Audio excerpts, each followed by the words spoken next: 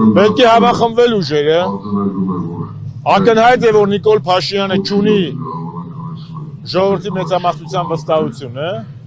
Պետք է մեծամասնությանը համախմբել, ովքեր որ դեմ են այս ազգակործան ռեժիմին եւ ճնշումը ավելացնել։ Եվ սահմանադրությունը եւ գործող օրենքները դա թույլ են տալիս։ Անհրաժեշտ է պարզապես մի կողմ դնել ներքաղաքական տարաձայնությունները,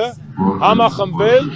եւ առաջ շարժվել։ Այլ տարբերակ չկա, նոր հեծանիվ չպետք է ստեղծել։ Առաջինը չպետք է հոգնել պայքարից, երկրորդը չպետք է հուսահատվել։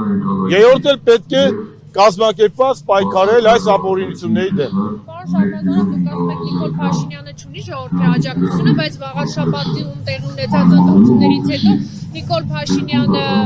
որ եթե Մերի ջան, եթե վաղար շաբաթում խոյ Նիկոլը կհաղթեր, ոչ, ակնհայտ է, չէ՞։ Հիմա ասում են ընդդիմադիր շրջանակները տարբեր վաճառական